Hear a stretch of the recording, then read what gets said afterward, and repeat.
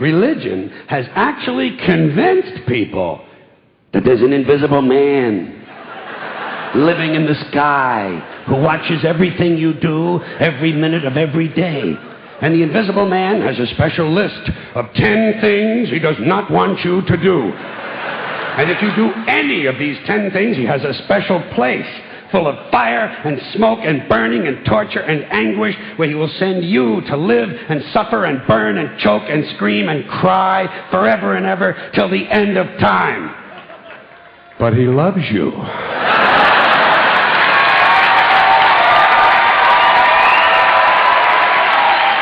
He loves you. He loves you and he needs money. He always needs money. He's all powerful, all perfect, all knowing, and all wise. Somehow, just can't handle money. Religion takes in billions of dollars. They pay no taxes, and they always need a little more. Now, you talk about a good bullshit story. Holy shit.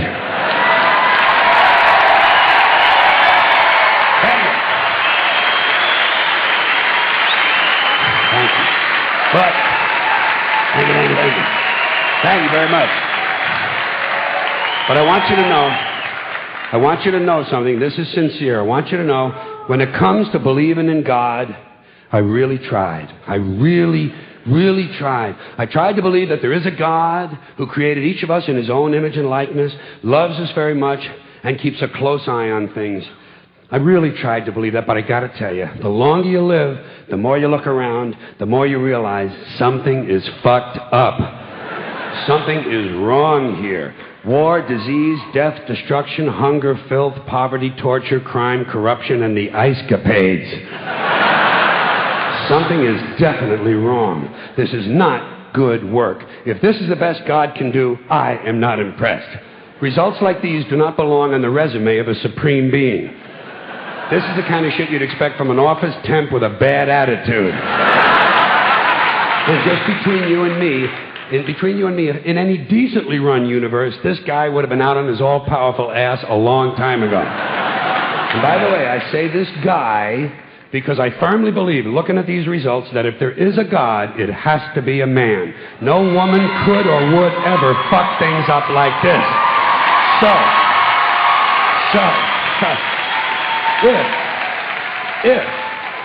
If there is a God, I think most reasonable people might agree that he's at least incompetent and maybe, just maybe, doesn't give a shit.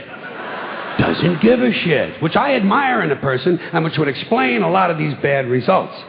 So rather than be just another mindless religious robot, mindlessly and aimlessly and blindly believing that all of this is in the hands of some spooky, incompetent father figure who doesn't give a shit, I decided to look around for something else to worship, something I could really count on. And immediately, I thought of the sun. Happened like that.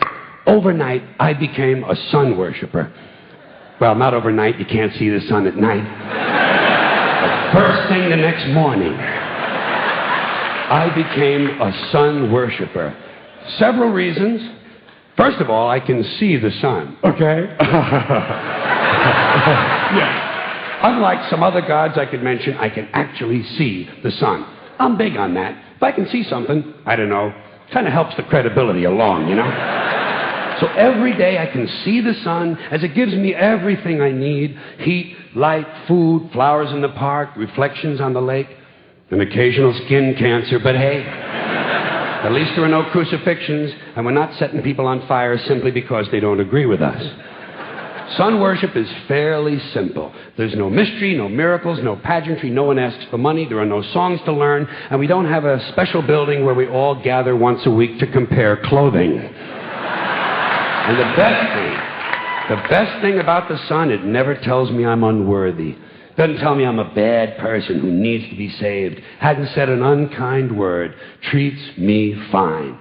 So I worship the sun. But I don't pray to the sun. Know why? I wouldn't presume on our friendship. It's not polite.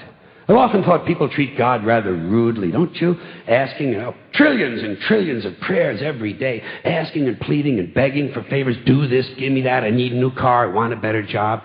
And most of this praying takes place on Sunday, his day off. It's not nice, and it's no way to treat a friend. But people do pray, and they pray for a lot of different things. You know, your sister needs an operation on her crotch. Your brother was arrested for defecating in a mall. But most of all, you'd really like to fuck that hot little redhead down at the convenience store. You know, the one with the eye patch and the club foot. Huh? Can you pray for that? I think you'd have to. And I say, fine, pray for anything you want. Pray for anything. But what about the divine plan? Remember that?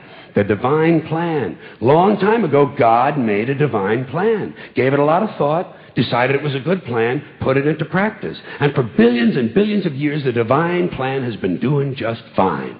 Now you come along and pray for something. Well, suppose the thing you want isn't in God's divine plan. What do you want him to do? Change his plan? Just for you? Doesn't it seem a little arrogant? It's a divine plan. What's the use of being God if every rundown schmuck with a $2 prayer book can come along and fuck up your plan? And here's something else, another problem you might have. Suppose your prayers aren't answered. What do you say? Well, it's God's will. Thy will be done. Fine. But if it's God's will and he's going to do what he wants to anyway, why the fuck bother praying in the first place? Seems like a big waste of time to me. Couldn't you just skip the praying part and go right to his will? It's all very confusing. So to get around a lot of this, I decided to worship the sun. But, as I said, I don't pray to the sun. You know who I pray to? Joe Pesci. Joe Pesci. Joe Pesci. 2 reasons. First of all, I think he's a good actor, okay? To me, that counts. Second, he looks like a guy who can get things done. Joe Pesci doesn't fuck around. Doesn't fuck around. In fact, Joe Pesci came through on a couple of things that God was having trouble with. For years, I asked God to do something about my noisy neighbor with the barking dog. Joe Pesci straightened that cocksucker out with 1 visit. It's amazing what you can accomplish with a simple baseball bat.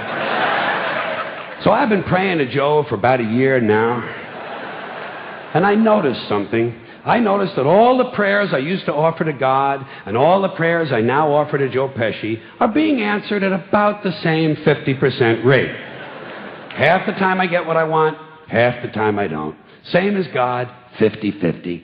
Same as the 4-leaf clover and the horseshoe, the wishing well and the rabbit's foot. Same as the mojo man. Same as the voodoo lady who tells you your fortune by squeezing the goat's testicles. It's all the same, 50-50. So just pick your superstition, sit back, make a wish, and enjoy yourself. And for those of you who look to the Bible for moral lessons and literary qualities, I might suggest a couple of other stories for you. You might want to look at The 3 Little Pigs. That's a good one. Has a nice, happy ending. I'm sure you'll like that. Then there's Little Red Riding Hood, although it does have that X-rated part where the big bad wolf actually eats the grandmother, which I didn't care for, by the way. And finally, I've often always drawn a great deal of moral comfort from Humpty Dumpty.